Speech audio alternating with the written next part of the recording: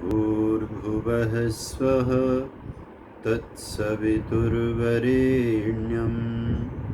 भर्गो देवस्य धीमहि धियो यो नः प्रचोदयात्। ॐ यस्य भूमि प्रमा अन्तरिक्षम् उतोदरम् दिवं यश्चक्रे मूर्धानं तस्मै ज्येष्ठाय ब्रह्मणे नमः। वसुदेवसुतं देवं कंसचाणूरमर्दनं देवकी परमानन्दं कृष्णं वन्दे जगद्गुरुं। कृष्णं वन्दे जगद्गुरुं, कृष्णं वन्दे जगद्गुरुं। दया तथा आनंद से पूरित जिनका नाम, ऐसे ऋषिवर को मेरा बारंबार प्रणाम। ओम शांति शांति शांति। विश्व प्रसिद्ध पावन ग्रंथ श्रीमद् भगवद गीता इस मंगलमय वाणी की सेवा में संलग्न सभा के, केंद्रीय सभा के समस्त अधिकारीगण और इसमें योगदान देने वाले सभी सहयोगी महानुभाव और बड़ी श्रद्धा से लगातार प्रथम अध्याय से ही मेरे साथ इस कार्यक्रम के माध्यम से जुड़े हुए सभी श्रोताबिंद, आप सभी को मेरा सादर प्रणाम। आइए हम चलते हैं भगवद गीता के तीसरे अध्याय में। और तीसरे अध्याय की चर्चा से पहले हम इसकी महिमा की पंक्ति को गुनगुनाते हैं, जिसमें कहा कि ये जो गीता है ये मधुर गीत है। गीत कई तरह के दुनिया में होते हैं, उनमें से सर्वाधिक मधुर गीत जो इस धरा पर गाया गया योगेश्वर भगवान कृष्ण के माध्यम से भगवद गीता के रूप में, उसी का भाव इस पंक्ति में है। आइए दोहराते हैं।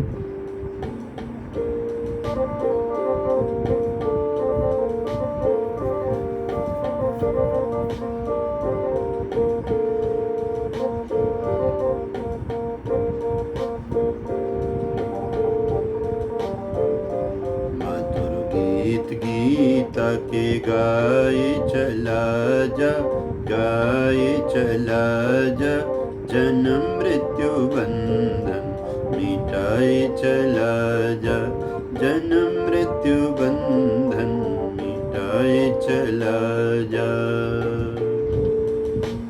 ऐसे गीत जिससे जीवन ही एकदम उन्नत हो जाए, उत्कर्ष को प्राप्त हो जाए, वो गीता के गीत हैं।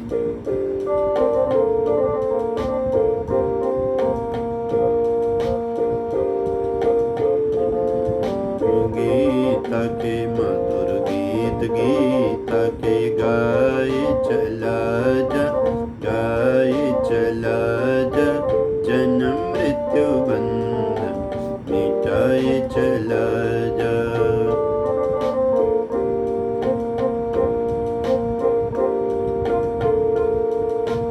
अलौकिक है गीता और गीता वाला, अलौकिक है गीता और गीता वाला, जिसे जान अर्जुन ने मन को संभाला, जिसे जान अर्जुन ने मन को संभाला। उसी राह पर पग, उसी राह पर पग बढ़ाए चला जा, बढ़ाए चला जा, जन्म मृत्यु बंधन मिटाए चला जा, जन्म मृत्यु बंधन मिटाए चला जा।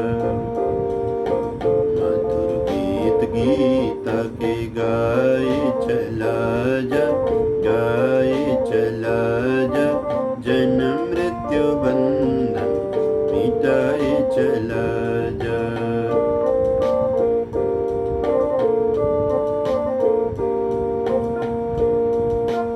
अमर आत्मा है बताती है गीता, अमर आत्मा है बताती है गीता, ये है पुण्य तीरथ पावन पुनीता, ये है पुण्य तीरथ पावन पुनीता।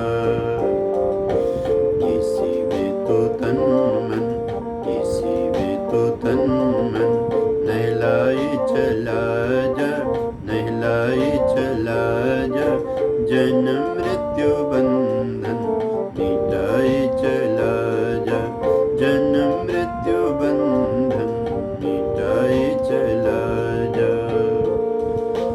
मधुर गीत गीता के गाए चला जा, गाए चला जा, जन्म मृत्यु बंधन मिटाए चला जा, मिटाए चला जा, मिटाए चला जा। बोलिए नंदनंदन योगेश्वर श्री कृष्ण भगवान की जय। आइए तीसरे अध्याय का पाठ हम करें। इन मंगलमय श्लोकों का पाठ करते हुए हम ऐसा अनुभव करें कि हम साक्षात श्री कृष्ण जी के पास में गीता पढ़ने के लिए गए हुए हैं।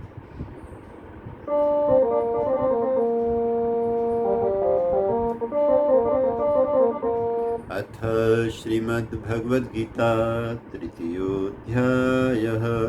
अर्जुन उवाच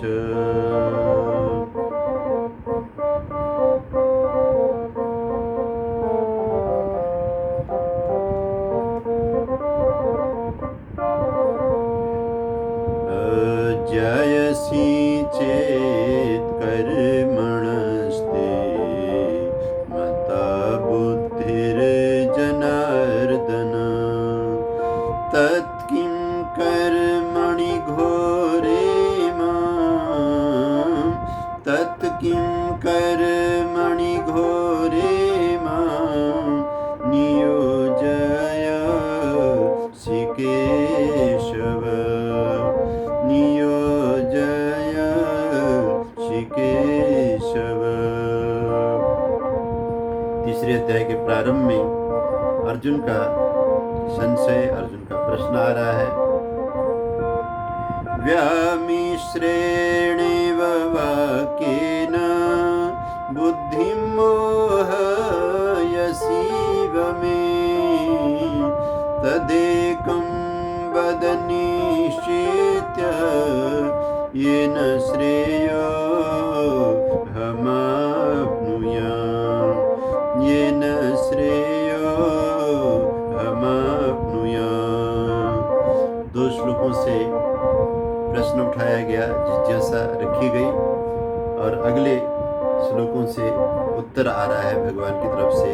श्री भगवान वाच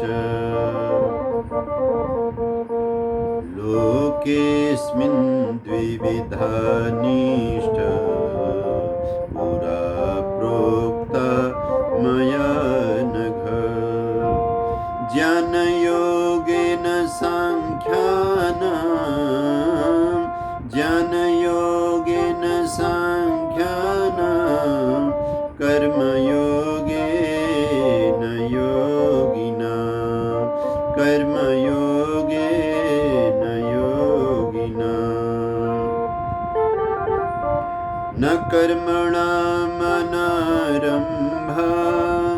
नैष्कर्म्यं पुरुषोऽश्नुते,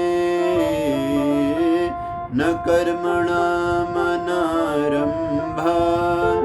नैष्कर्म्यं पुरुषोऽश्नुते, न च सन्न्यसनादेव सिद्धिं समाधिगच्छति, सिद्धिं समाधिगच्छति। नहि कश्चिक्षणमपि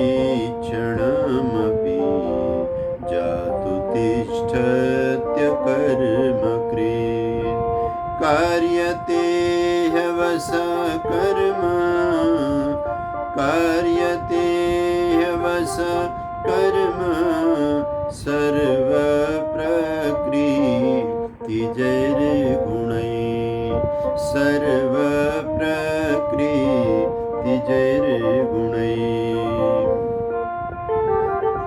कर्मेन्द्रियाणि संयम्य यास्ते मनसा स्मरन् कर्मेन्द्रियाणि संयम्य यास्ते मनसा स्मरन् इन्द्रियार्थान् विमूढात्मा मिथ्याचार सौच्यते मिथ्याचार सौच्यते मिथ्याचार सौच्यते।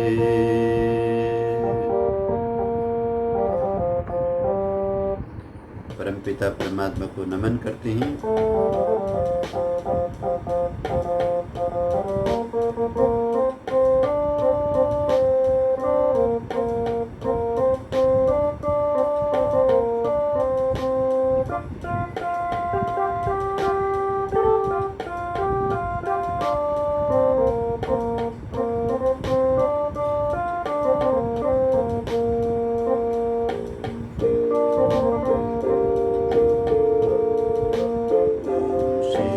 परमात्मने नमः। ओम श्री परमात्मने नमः। ओम श्री परमात्मने नमः। ओम श्री परमात्मने नमः।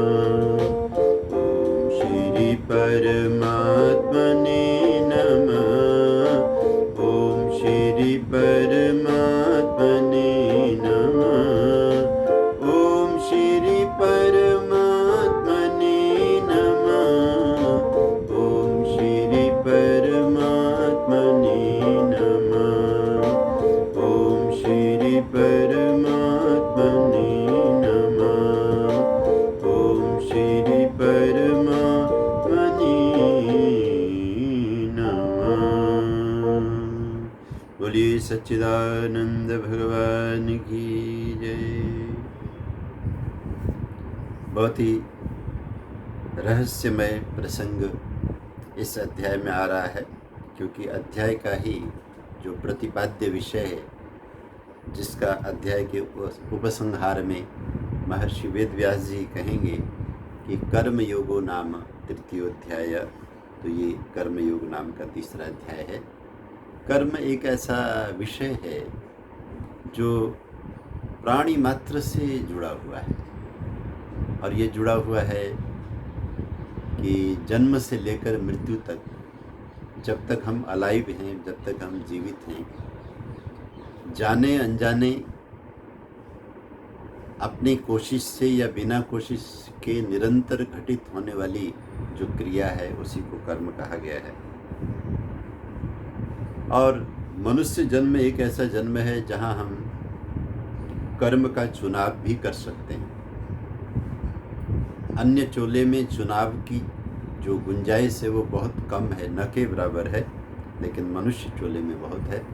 इसलिए बहुत अच्छा कहा कि करो भरोसा परम पिता पर, तो तेरा बेड़ा भी पार होगा।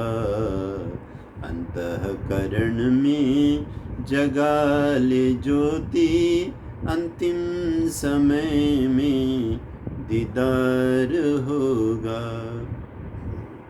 ये खाना पीना, ये मरना जीना, पशु बराबर है काम तेरे। ये कर्म योनि वो भोग योनि, यानी कि हमारा जो मनुष्यों का जन्म है, तो कभी कहता है ये कर्म योनि वो भोग योनि, समय न अपना बेकार होगा। रखो भरोसा परम पिता पर, तो तेरा बेड़ा भी पार होगा। अंतःकरण में जगा ले ज्योति, अंतिम समय में दीदार होगा।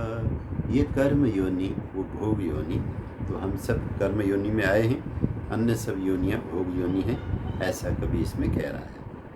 तो अर्जुन ने प्रश्न ये उठाया कि हे श्री कृष्ण, आप अद्भुत ज्ञान की वर्षा कर रहे हैं। कहाँ मैं प्रथम चर्चा में, प्रथम अध्याय में निराश, हताश, उदास था, उसे आपने बहुत से ज्ञान के अमृत कण पिला करके अब इस मार्ग में चला दिया है कि मैं आपकी बात समझ पा रहा हूँ।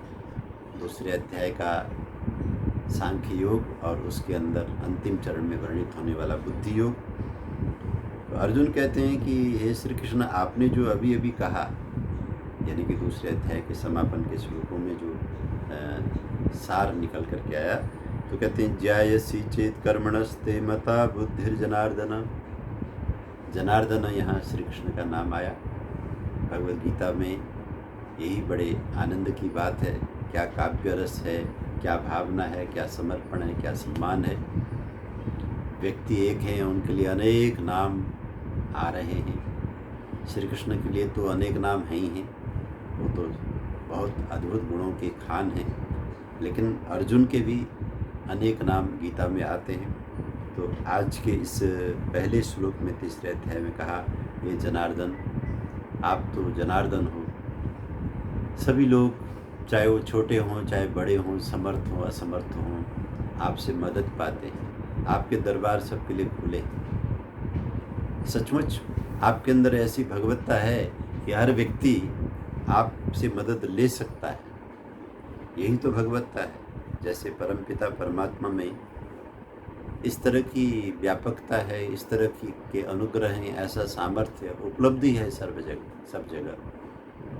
तो हर कोई व्यक्ति उनसे जुड़ सकता है, स्तुति से, प्रार्थना से, मंत्र से, जप से। तो इस धरा पर योगेश्वर श्री कृष्ण का भी जो जीवन था वो इसी दिव्य गुणों से सराबोर था कि वो जनार्दन थे।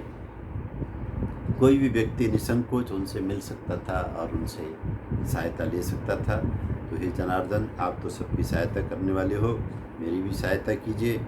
और ये मुझे बताइए कि आपके कथन के अनुसार तो कर्मणः बुद्धि ज्यायः, यानी कि ये जो कर्म है, कर्म करके जीवन यापन करना है, जो कि कर्तव्य कर्म आप बता रहे हो, तो उससे तो बढ़िया जो है ये जो बुद्धि योग है, बुद्धि के द्वारा अंदर ही अंदर चीज़ों को सम बनाना, संतुलन करना, उससे साधना करके जीना ज़्यादा अच्छा है।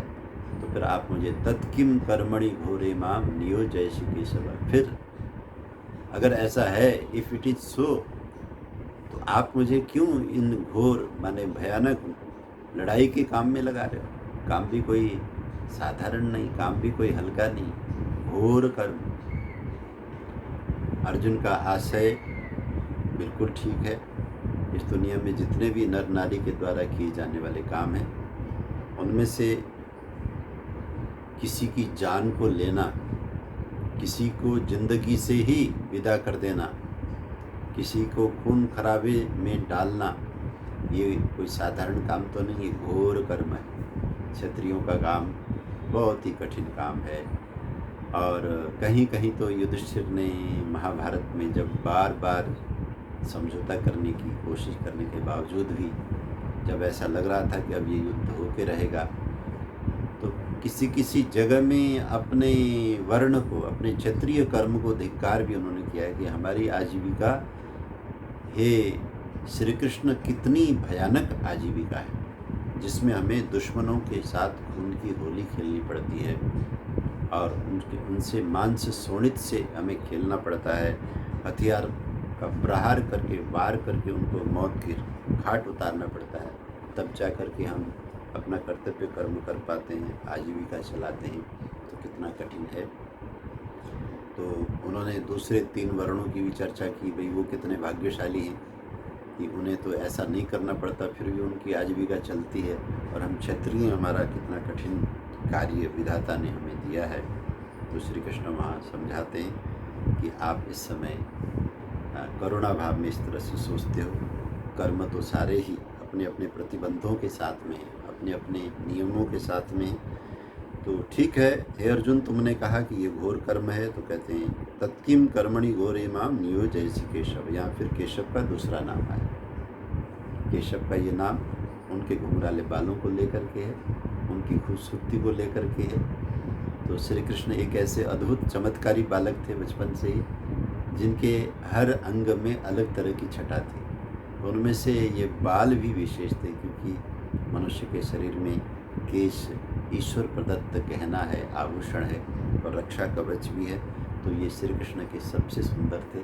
और उस समय में वन बहुत थे, मौसम बहुत अच्छे थे, सर्दी बहुत अच्छी मिलती थी ज़्यादा महीनों तक, तो बाल काफ़ी लोग रखते थे। हम देखते हैं कि बड़े बड़े लोग बड़े बड़े केशों को, जैसे आजकल सिख भाई रखते हैं, तो बाल रखने की प्रथा उस समय की थी, जिसमें दाढ़ी मूछ मुड़ा के भी बाल रखने की प्रथा बहुत थी। तो केशव वो कहलाए क्योंकि केशव के बाल बड़े घुंघराले और बड़े आकर्षक थे। जो तो कहते हैं हे केशव, आप तो बहुत खूबसूरत हो, आप मुझे इतने बदसूरत काम में क्यों लगा रहे हो? तत्किम कर्मणि घोर, तो मुझे इसी उद्योग में रहने दीजिए जो आप कह रहे हैं अभी। और जब ऐसा बोला तो शायद लगा होगा अर्जुन को कि मैं कृष्ण को एक तरह से अपनी तरफ आग्रहवान होकर खींच रहा हूँ, अपनी उसी पुरानी बात में ले जा रहा हूँ।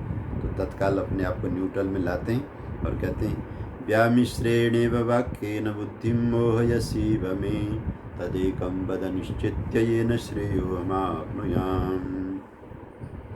हे श्री कृष्ण, मेरे कहने का मतलब है कि आप व्यामिश्रेणेव वाक्येन, मिली जुली बातों से मेरी बुद्धि को भ्रमित कर रहे हैं। मोह या शिव में मेरी बुद्धि स्पष्ट निर्णय नहीं कर पा रही कि मुझे करना क्या चाहिए, मुझे कर्म करना है या बुद्धि योग करना है, क्या करना चाहिए। इसलिए तदेकम वद निश्चित्य येन श्रेयो हमाप्नुयाम, इसलिए मेरी ये प्रार्थना है कि इन दोनों में से एक सिद्धांत को निश्चित करके मेरे लिए बता दीजिए, जिससे कि मेरा कल्याण हो जाए।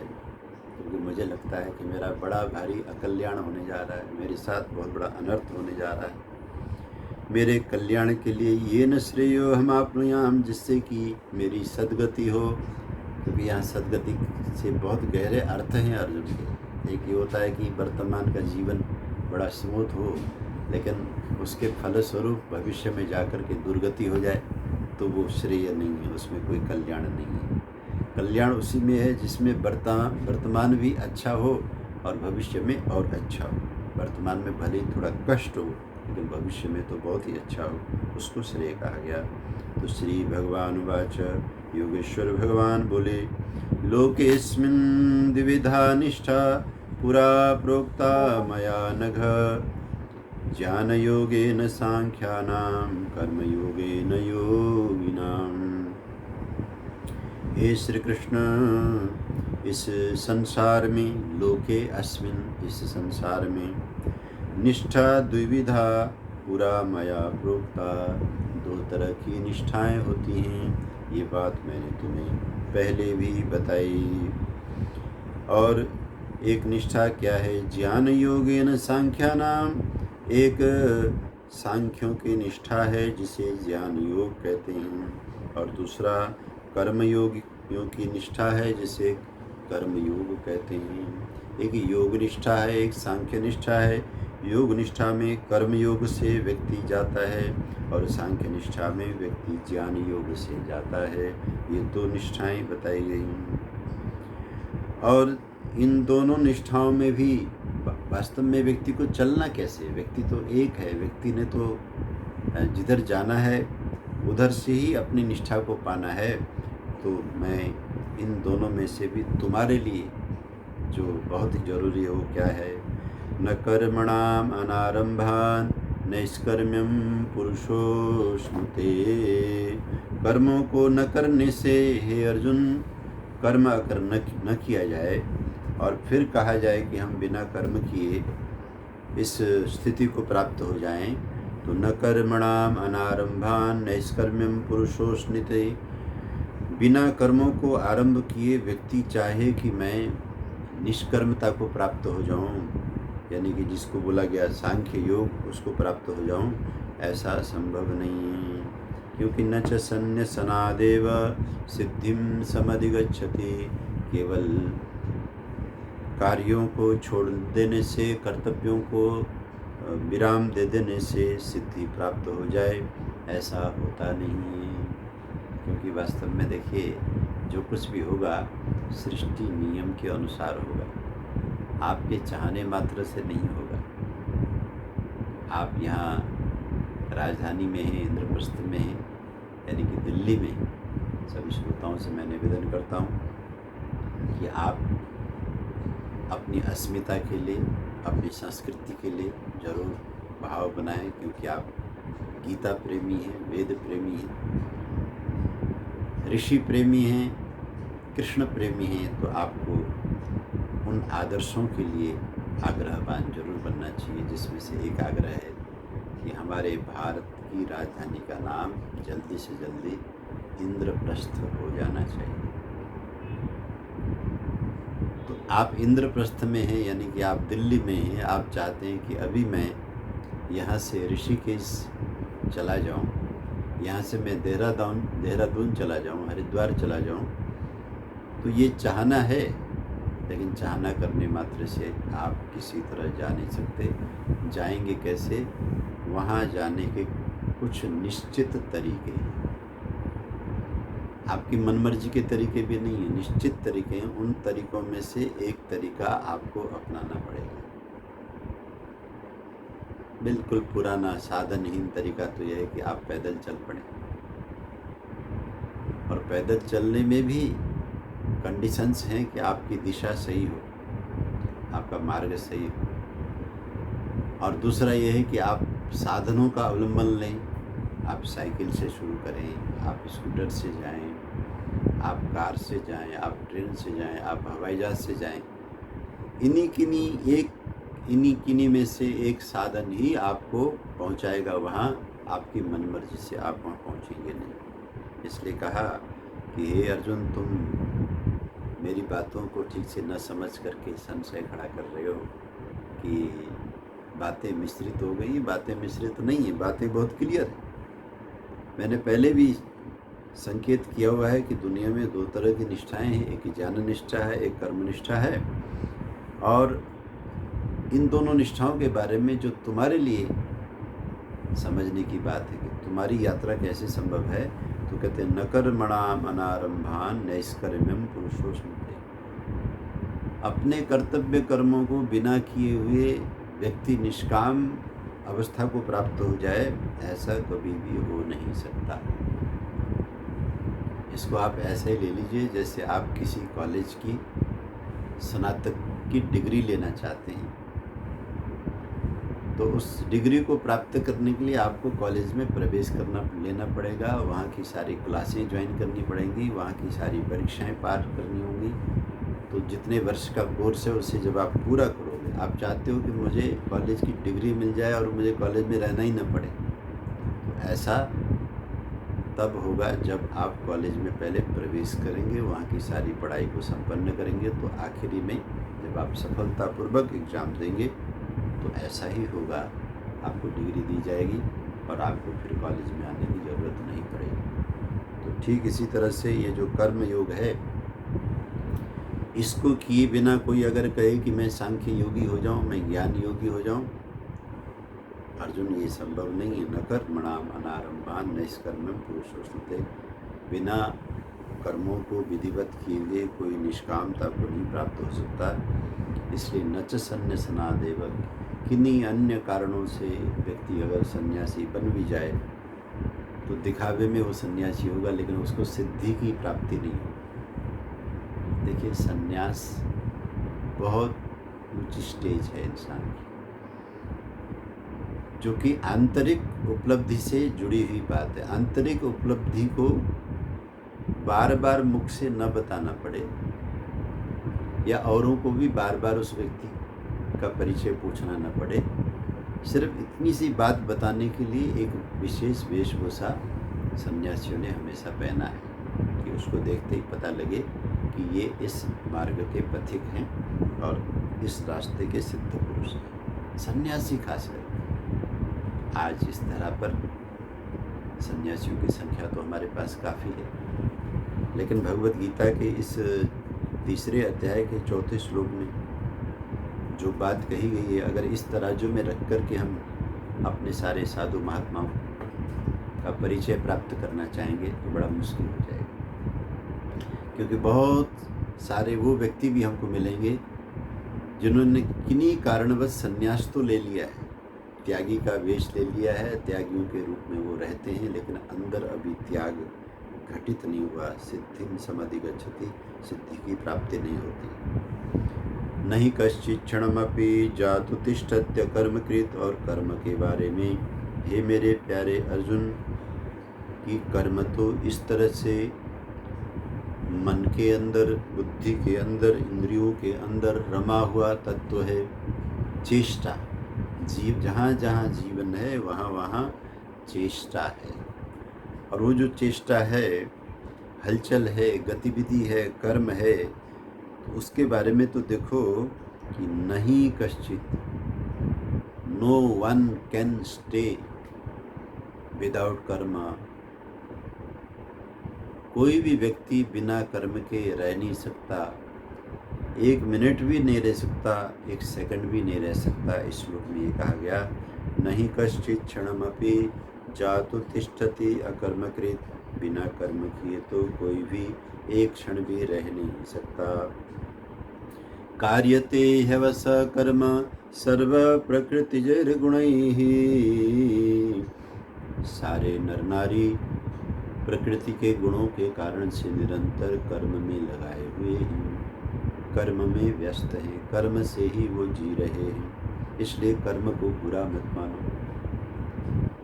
ये तो भगवान इशारा कर रहे हैं कि जिन्होंने बोला कि हम तो सांख्य योगी हैं, हमने कर्म छोड़ दिया है, उनके लिए भी ये श्लोक है, 5वां श्लोक, कि आपने छोड़ दिया, ऐसा आपने छोड़ा और बोला है, लेकिन न तो छूटा है न छोड़ सकते हैं। कुछ कर्म आपने छोड़ दिए होंगे, लेकिन कुछ चल रहे हैं। जो अवश्यम भावी कर्म है उससे कौन अलग हो सकता है?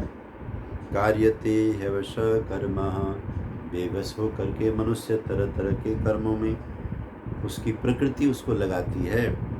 और कर्मेंद्रियाणि संयम्य य आस्ते मनसा स्मरन्। छठे श्लोक में तो ये कह दिया कि जो आदमी कर्म के इस महत्वपूर्ण विज्ञान को न जान करके अपनी मनमर्जी से त्यागी बनता है, कर्तव्य छोड़ता है और इधर उधर से आनाकानी से जीवन व्यतीत करता है, वो क्या करता है? कर्मेंद्रियाणि संयम्य। अपने कर्मेंद्रियों को उसने समेट लिया है, लेकिन मनसा स्मरन् आस्ते, मन से उसके कर्म चल रहे हैं। तो कर्म होते हैं 3 तरह से, मनसा वाचा कर्मणा। एक जो स्थूल कर्म है बाहर, वो हमारे शरीर से होते हैं, हाथ से, पाँव से, इंद्रियों से, कान से इत्यादि से, उसे कर्मणा कहा गया। और सूक्ष्म होने लगते हैं जब मन से होते हैं। शरीर से कर्म कम होते हैं, मन से कर्म ज़्यादा होते हैं। और बीच में एक और इंद्रिय है जिससे हम कर्म करते हैं, वह है वाणी, वाचा। वाणी से, व्यक्ति के बोलने से भी कर्म हो रहा है, व्यक्ति के सुनने से भी कर्म हो रहा है। मैं भगवत गीता की चर्चा अपनी वाणी से कर रहा हूँ, मैं बोलने का कार्य कर रहा हूँ, आप उस चर्चा को सुन रहे हैं, आप सुनने का काम कर रहे हैं। तो कहते हैं मनसा वाचा कर्मणा, ये जो कर्म होते हैं, तो इनको व्यक्ति शरीर से न करता हुआ मन से स्मरण करता हुआ जब बैठता है, तो हे अर्जुन, ये क्या हो जाएगा? इंद्रियार्थान विमूढ़ात्मा मिथ्याचार स उच्यते। वो इंद्रियों के विषयों को मन से स्मरण तो कर रहा है, लेकिन उसके लिए शरीर से कर्म नहीं कर रहा है। तो इसका मतलब है कि वो मिथ्याचारी है, क्योंकि उसने बाहर की वेशभूषा ऐसी बना ली जैसे वो त्यागी है, लेकिन अंदर से उसका राग बढ़ता चला जा रहा है, बढ़ता चला जा रहा है, बढ़ता चला जा रहा है। कहते हैं एक बार हरिद्वार के एक आश्रम में, बहुत पुरानी बात है, रात्रि की बेला में जब वहाँ पढ़ने वाले सभी छात्र आए हुए, सभी मेहमान सांझ का नित्य नियम आश्रम का संपन्न करके भोजन प्रसाद आदि लेकर भ्रमण आदि करके बिल्कुल सोने की तैयारी में थे, सभी द्वार इत्यादि बंद किए चले जा रहे थे, तो अचानक मुख्य दरवाजे में किसी ने जाकर बेल बजाई। आश्रम के धर्माचार्य जो गुरु जी थे, उन्होंने शिष्य से कहा कि बेटा जाओ, ये तो तीर्थ है, ये तो हरिद्वार है, न जाने कौन भक्त किस भाव से यहाँ माँ गंगा के पास आया है, ऐसा न हो कि कोई भूखा हो प्यासा हो हमारे दरवाजे के पास ऐसे वो रह जाए, जाओ देखो तो सही कौन है। तो कहते हैं विद्यार्थी गया है, और विद्यार्थी ने जाकर के जैसे देखा कि एक व्यक्ति लगभग 30-35 साल की उम्र का व्यक्ति जो कषाय वस्त्र धारण किए हुए है, सन्यासी का वेश बनाए हुए है, वो व्यक्ति वहाँ पे खड़ा है और खड़े होकर के ये निवेदन कर रहा है कि मैं दूर से आया हूँ हरिद्वार, मैंने आज की रात व्यतीत करनी है ताकि मुझे कल सुबह ये निर्णय करना है कि हरिद्वार में किस जगह रहना है। अपने गुरुदेव से निवेदन कीजिए कि मुझे आज रात्रि का वास यहाँ आश्रम में मिल जाए। तो शिष्य ने उनको कहा आप ठहरिए, मैं गुरु जी से पूछ के आता हूँ, क्योंकि ये समय शयन करने का है, आराम करने का है, गुरुदेव भी विश्राम के लिए तैयार हैं। तो कहते हैं शिष्य गया और गुरु से सारी बात जब बताई, गुरु बहुत ही साधक थे, उनका जीवन संन्यास्त जीवन था। वास्तव में जिस सन्यासी की चर्चा भगवान श्री कृष्ण गीता में करते हैं, जिस सन्यासी की चर्चा महर्षि मनु जी अपने मनुस्मृति में करते हैं, जिस सन्यासी की चर्चा को लेके महर्षि दयानंद जी समाज में एक आश्रम व्यवस्था की बात करते हैं, वो बहुत ज़रूरी भी है। जब समाज में लोग त्याग भावना वाले होते हैं तो समाज का कल्याण अधिक होता है, लेकिन क्या करें, संसार का बंधन ऐसा है, संसार का राग ऐसा है कि ज़्यादातर लोग त्याग नहीं कर पाते हैं, राग अपने आप हो जाता है। कोशिश करने पर भी त्याग नहीं होता, और राग के लिए कोई कोशिश करनी नहीं पड़ती, वो राग जमता हुआ चला जाता है। तो जिस समय गुरु जी को आगे शिष्य ने कहा कि कोई सन्यासी हैं, उनके वस्त्रों से लग रहा है वो रात को यहाँ विश्राम लेना चाहते हैं, तो सदगुरु ने कहा बेटा जाओ, उनको सम्मान से ले आओ। वो आए अंदर, उन्होंने आश्रम आचार्य को नमन किया है। उन्होंने कहा भगवान आप देर से पधारे हैं, आप पधारिए, पहले ये बताइए कि आपने भोजन ग्रहण किया नहीं किया। तो आगंतुक सन्यासी भूखे थे, कहने लगे कोई बात नहीं, क्योंकि समय अति व्यतीत हो चुका है, आपके आश्रम में भी भोजनालय बंद हो चुका होगा, सुबह प्रसाद ग्रहण करेंगे। सदगुरु ने कहा कि नहीं, हमारे यहाँ कुछ न कुछ व्यवस्था रहती है। शिष्य की ड्यूटी लगाई कि मैं तो विश्राम के लिए जा रहा हूँ, सुबह मुझे जल्दी उठना है, आप इनको भोजनालय में ले जाइए, हाथ पांव धुलवाइए और इनको बहुत अच्छी तरह भोजन कराइए और विश्रामालय में अतिथिशाला में ठहराइए। तो कहते हैं उनके पास में अपने सामान की एक अटैची थी, एक छोटा झोला था, तो वो सब सामान लेकर के वो गए। उन्होंने उनको कमरा दे दिया गया, कमरे में जाकर उन्होंने सामान रखा, अटैची रखी, और जो झोला उन्होंने लटकाया हुआ था उसको कंधे पे रखा। उस स्नानागार में गए, उन्होंने हाथ पांव धोया।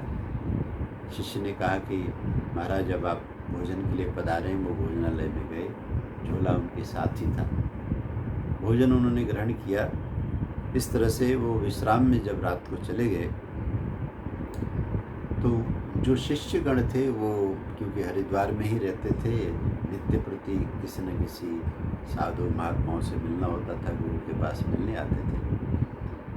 उसको एहसास हुआ कि ये जो नए आए हुए युवा सन्यासी हैं, ये शरीर से स्वस्थ हैं और स्वभाव से भी अच्छे हैं, लेकिन इनके मन के अंदर कहीं न कहीं किसी तरह की कोई परेशानी ज़रूर है।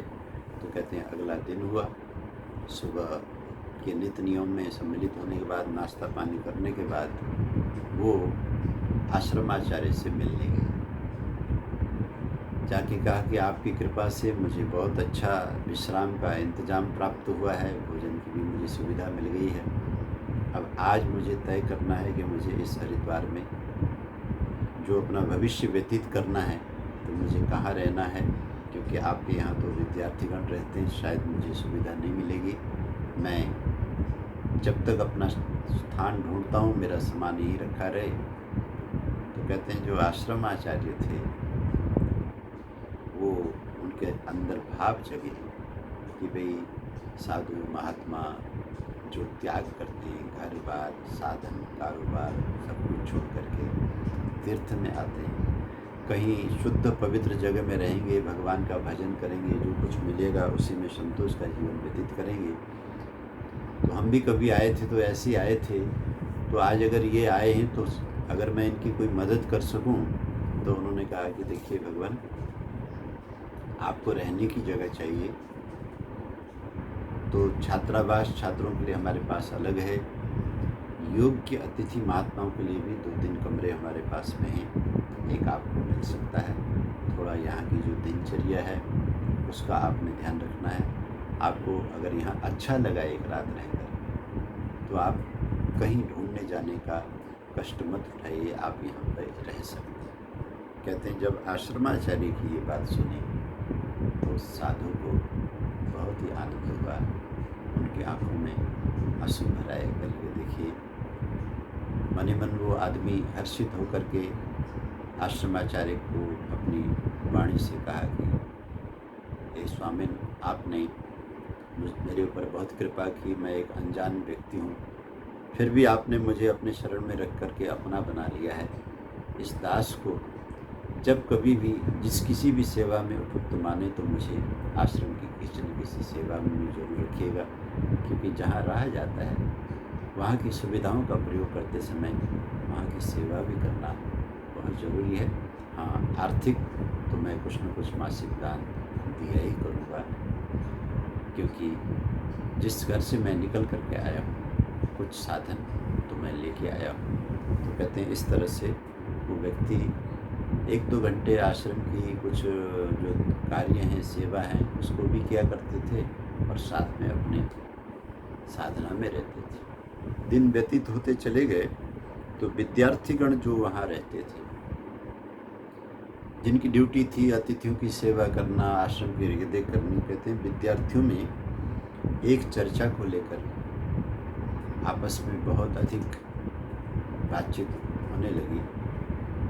गुरु को भी लगा कि पिछले 10-15 दिन से ये विद्यार्थीगण किसी बात को लेकर के आपस में मुस्कुराते हैं, बोलते रहते हैं, क्या बात हो सकती है। एक दिन गुरु ने एक शिष्य को बुलाया और कहा कि बेटा क्या बात है, आप लोग एक शब्द बोलते रहते हो बार बार, झोले वाला झोले वाला झोले वाला, क्या झोले वाले से क्या मतलब है तुम्हारा। तो शिष्य पहले तो डरा, अब डर कर प्यार कहता है कि महाराज, हम लोग लड़कपने में ही विद्यार्थी हैं, आपस में मजाक करते हैं। वास्तव में ये जो नए अतिथि महात्मा आए हैं, इन महात्माओं को देख करके सभी विद्यार्थियों ने इनका नाम झोले वाला रख दिया है।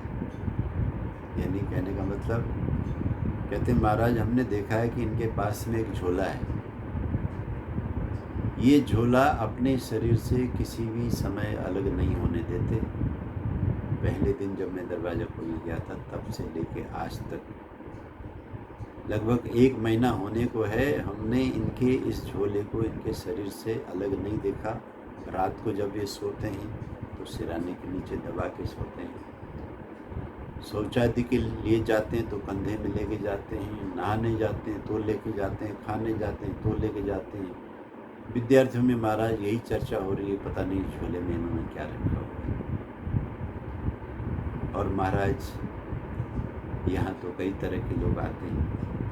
एक दो विद्यार्थी ने ऐसा भी संशय उठाना शुरू कर दिया कि कहीं ये नशा वशा न करते हो, कहीं कोई नशे की कोई पुड़िया, जैसे आजकल हम सुन रहे हैं मुंबई में, हम देख रहे हैं ना किस तरह से फिल्म सिटी के लोग नशे में तैर रहे हैं, समुद्र में, समुद्री जहाज में बैठ कर के नशा कर रहे हैं, रेप पार्टियां कर रहे हैं, जिनकी पिक्चरों को देख कर के हमारा हिंदू समाज, जो ऋषि मुनियों की संतानें हैं, वो उनके अश्लील कुकृत्यों को देखकर, उनकी हिंसात्मक एक्टिविटियों को देखकर बड़े खुश होकर के महंगी महंगी टिकट लेकर जिन्होंने उनको अमीर बना दिया है, अब उन अमीर जादों के जो बेटे हैं, जिनको बिना मेहनत किए करोड़ों करोड़ों रुपए की थैलियाँ मिली हुई हैं, तो उनको वो धन नचा रहा है। अब नशा निरोध कानून के अंतर्गत सरकार कोशिश कर रही है, लेकिन कहाँ तक उनको पकड़ा जा सकता है, फिर समाज को कैसे बचा सकता है, बहुत बड़ा एक चैलेंज बन गया है। तो साधु समाज में भी दुर्भाग्य से, और ये तो बड़े दुख का विषय है कि लोगों ने शिव जी के नाम से भांग, धतूरा इत्यादि शुरू किया। इनको ये नहीं पता कि जो हमारे शिव जी हैं, जो योगी हैं, महायोगी हैं, जिनकी साधना का क्षेत्र हरिद्वार भी था, इसलिए उसे हर की पौड़ी भी कहते हैं, शिव पार्वती वहाँ तप करते थे। तो शिव जी की जो समाधि है, वो समाधि तो ध्यान की समाधि है। कहते हैं कि ध्यान में जब व्यक्ति बहुत गहरा चला जाता है तो एक आंतरिक मस्ती उसको मिलती है, जिस मस्ती में रहने के कारण से उसके आनंद अतिरेक को लोग देख कर के सोचते हैं कि काश ये आनंद हमको भी आता है। तो लोगों ने ये सोचा कि कोई जड़ी बूटी होगी जिसको पीने से इस तरह की मस्ती आती हो, लेकिन ऐसी बात नहीं, यही बहुत गलत बात है। गुरु नानक देव जी महाराज से भी किसी नशेड़ी ने कहा था कि गुरु जी महाराज, आप किस नाम की खोज में घूम रहे हो? उस नाम में वो मस्ती नहीं है जो इस पीने में, शराब पी कर के, भांग धतूरा पी कर के मस्त होने में है। इसको एक बार पी जाओ, देखो आनंद आ जाएगा। तो गुरु नानक देव जी ने, मैंने सुना है, बोला था, भांग धतूरा काहिरा उतर जात प्रभात, नाम खुमारी नानका चढ़ी रही दिन रात। हे शराबी, हे मद्यप, ये नशा करने वाले, अनर्थ करने वाले व्यक्ति, तो ध्यान रख, ये जो भांग धतूरे से तू नशा लेकर के मस्त होना चाहता है, ये तो उतर जाता, रात को लेगा, सुबह वो उतर जाएगा, लेकिन हम उस नशे में आनंदित रहते हैं। नाम हमारी नानका चढ़ी रहे दिन रात, जो भगवान नाम का रस हम पीते हैं, उसके जप तप में रहते हैं, उसके ध्यान में, मेडिटेशन में रहते हैं, वो तो दिन रात चढ़ी रहती है। एक बार जिसको समाधि का अनुभव हो जाता है, वो उसी मस्ती में, उसी ऊंचाई में रहता है। तो गुरु नानक देव जी महाराज ने जो बात बोली अपने दोहे में, ये बड़ी सार्थक बात है, ये योग दर्शन की बात है, ये उपनिषदों के अंदर वर्णित उस आनंद की बात है। और ये वो ब्रह्म सूत्र में जो महर्षि वेद व्यास जी ने ब्रह्म सूत्र लिखा, वेदांत दर्शन लिखा, और जिसमें उन्होंने एक श्लोक दिया, एक सूत्र दिया, आनंदमयो ही अभ्यासात। अभ्यास करने वालों ने ये जाना है कि परब्रह्म परमात्मा कैसे हैं, वो आनंदमय है। उसी आनंद रस में सराबोर रहने के कारण हमारे योगेश्वर श्री कृष्ण सदा मस्ती में रहते हैं। बलि नंदन योगेश्वर श्री कृष्ण भगवान की जय। वो इस योग के आनंद को, समाधि के आनंद को योगी पिया करते थे, और शिव जी आदि योगी थे। वो तो हरिद्वार की तीर्थ की एक दौलत थी जो किसी किसी को मिलती थी, लेकिन आज दुर्भाग्य की बात है कि इन तीर्थों में उस साधना की दौलत को कमाने की बात की तरफ न जा करके नशा लेकर कुछ साधु लोग जो तथाकथित साधु है। जो समझदार साधु है, जो ज्ञानी है, वो तो ऐसा कार्य कभी करेगा नहीं। तो कहते हैं कि आश्रम के आचार्य को थोड़ा सा संशय हुआ कि हमने उनका चेहरा देखकर, बोलचाल देखकर, हाव भाव देखकर उनको रख तो लिया, लेकिन इन विद्यार्थियों में जिस तरह की ये चर्चा आ रही कि उनके पास हमेशा एक झोला रहता है, उस झोले को कभी वो छोड़ते नहीं। कहीं ऐसा ना हो कि उसके अंदर कोई ऐसी अनैतिक चीज़ रखी हो और वो नशा सेवन करते हों, तो ये तो बहुत गलत हो जाए। क्योंकि धर्मशास्त्र में है कि देखो, किसी को ठगना तो पाप है ही है, लेकिन ठगा जाना भी पाप है, बल्कि महामूर्खता है, महापाप। तो हमने लोगों से दान ले करके ये जो संस्था बनाई और हम तीर्थ में रह करके इसका संचालन कर रहे हैं, विद्यार्थियों को विद्या दान दे रहे हैं, आने जाने वाले लोगों के लिए आश्रय दे रहे हैं, तो इसका मतलब तो ये नहीं कि कोई नशेड़ी व्यक्ति जो है यहाँ रह करके जो है नशा करता रहे। तो सबसे पहले तो गुरु जी ने ये समझाया कि आप लोग आपस में ऐसी चर्चा मत करो। मुझे अब इस बात का पता लग गया है कि वो झोले वाले हैं और वो झोला रखते हैं, तो मैं पता लगाऊंगा। क्योंकि तुमने कभी उनको नशा करते हुए देखा? नहीं देखा। किसी तरह की कोई ऐसी गंध तुमने पाई? नहीं पाई। सिर्फ यही है कि वो झोला अपने साथ रखते हैं, कभी उसको छोड़ते नहीं। तो कहते हैं सदगुरु ने कहा कि मैं उनको बुलाऊंगा और उनसे बुला करके कहूँगा कि आप कृपा करके इसका रहस्य बताएं। तो कल, आज तो नहीं क्योंकि समय समापन की तरफ है, इस कहानी से हम ये समझेंगे कल के प्रवचन में कि जिस आदमी को कर्म ही करते हुए ध्यान करना था, जिस आदमी को अपने कार्य क्षेत्र में रहते हुए ही संसार की सेवा करते हुए ही अपनी साधना करनी थी, वो अपने जीवन में आई हुई किसी विपत्ति के कारण से सन्यासी बना हुआ हरिद्वार में रह रहा था। ये इस कथा के अंदर, इस प्रसंग के अंदर कल बात आएगी। तो इसी प्रसंग में आज के इन 2 श्लोकों में भगवान ने एक तो हर एक व्यक्ति के लिए उसके स्वभाव के लिए समझा दिया कि 5वें श्लोक में कि भाई देखिए, नहीं कश्चित क्षणमपि जातु तिष्ठति अकर्मकृत। इस दुनिया में कोई भी नर नारी बिना कर्म किए एक क्षण भी रह नहीं सकते। इसलिए ये कहना कि कर्म का त्याग हो सकता है, ये बात गलत है। कार्यते ह्यवश कर्म सर्व प्रकृति। जब कर्म से पीछा छूट नहीं सकता तो क्यों ना, जैसा यजुर्वेद में कहा, श्रेष्ठतमाय कर्मणे, हम किसी श्रेष्ठ कर्म को पकड़कर अपनी ये जो कर्म करने की प्रकृति है इसका निर्वहन करें। तो कहते हैं कर्मेंद्रियाणि संयम्य या आस्ते मनसा स्मरण। जो आदमी कर्मेंद्रियों का संयम करके अपने मन से उन्हीं जो छोड़े हुए कर्म हैं उन्हीं का चिंतन करता है। इस कहानी में कल हम सुनेंगे, ऐसा कुछ जरूर है, बात दुखद है, लेकिन वो सन्यास के माध्यम से किसी तरह से अपने जो कर्म की योग्यता है उसको दबाने का वो प्रयास कर रहे थे। गुरु कल बताएंगे, इस कहानी के अंदर ये बात आएगी। तो आज हमने इन 6 श्लोकों में भगवान से ये समझना है कि योगेश्वर भगवान श्री कृष्ण कहते हैं कि अर्जुन, हर व्यक्ति की अपनी अपनी पात्रता होती है। क्योंकि जिसकी अभी पढ़ाई पूरी नहीं हुई है उसे डिग्री लेकर भागने की कोशिश नहीं करनी चाहिए, उसे अपनी पढ़ाई पूरी करनी चाहिए। जब पढ़ाई पूरी हो जाएगी, डिग्री स्वतः मिल जाएगी। जिस समय तुम अपने कर्म की पात्रता को संपन्न कर लोगे तो संन्यास की पात्रता आरंभ हो जाएगी, लेकिन उसके लिए उस तरह के पवित्र कर्म ही करने होंगे। और इंद्रियार्थान विमूढ़ात्मा मिथ्याचार स उच्यते। इंद्रियों के विषय को जो मूढ़ आदमी, उस व्यक्ति को भगवान ने विमूढ़ आत्मा बोला गया है, जिसने अपनी चेतना को, अपनी आत्मा को मूढ़ बना लिया। कि यानी कि देखिए, वो किसको ठग रहा है, वो बन गया है सन्यासी, बन गया है त्यागी, लेकिन मन से भोग विलास का ही चिंतन दर्शन करता है।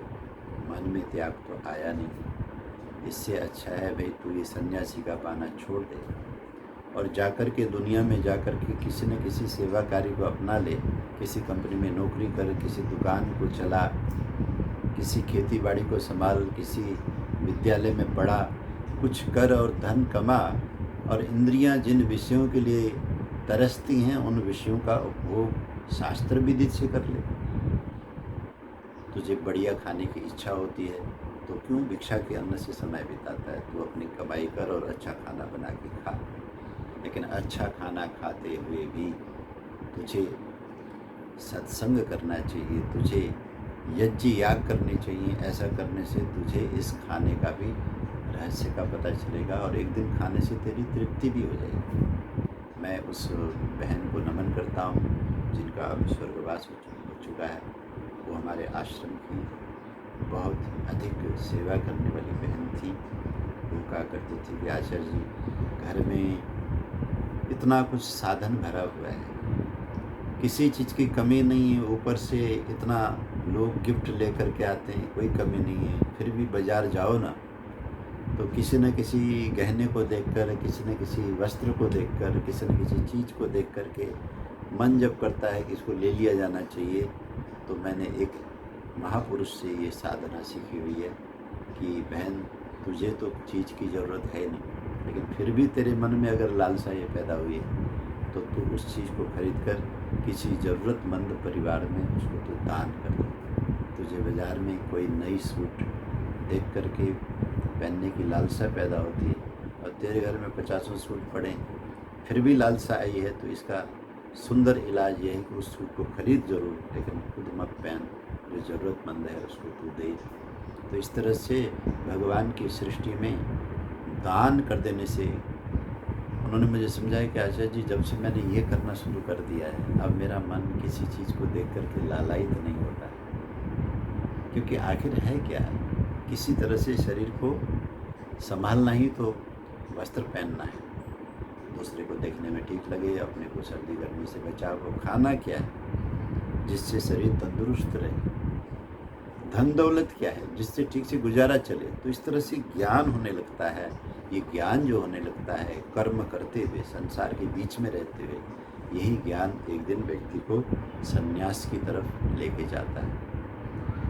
ये स्वाभाविक संन्यास होगा। और वो जो जबरन किसी को देख करके या किसी घटना के कारण से व्यक्ति सन्यासी बनता है, किसी डेरे में जाकर नाम दीक्षा ले लेता है, या कोई गुरु अपनी मंडली को पूरा करने के लिए आपको फटाफट पकड़ करके अपना चेला बना लेता है, आप भी उनके साथ चेले बन जाते हो, त्यागी हो जाते हो, तो इससे पाखंड फैलता है, अनर्थ फैलता है, कर्तव्य कर्म बिगड़ जाते हैं। तो कल ये चर्चा आएगी जब हरिद्वार के महात्मा उस अपरिचित अतिथि साधु से संवाद करेंगे। आज क्योंकि समय समापन की तरफ है तो कहते हैं हमें अपने कर्मेंद्रियों को उन श्रेष्ठ कर्मों में लगाना चाहिए जिन श्रेष्ठ कर्मों से हमारा अपना जो जरूरी का काम है वो भी संपन्न हो, हम किसी की सेवा कर सकें, और साथ साथ में अपने मन को स्वाध्याय, मनन, चिंतन आदि में लगा करके ज्ञान की तरफ, सत्य की तरफ लगा देना चाहिए, जिससे कि कर्म योग भी हो जाए और कर्म योग करते करते करते करते हम सांख्य योग की तरफ जा सकें। विशेष करके अर्जुन जैसे क्षत्रियों के लिए यही कर्म जरूरी है। और हम सब भी जो इस दुनिया के अंदर अलग अलग पात्रता को लेकर के आए हैं, इस योग के माध्यम से अपने जीवन का कल्याण कर सकते हैं। आइए पंक्ति को दोहराते हैं और चर्चा को विराम देते हैं। कल आगे चर्चा आएगी।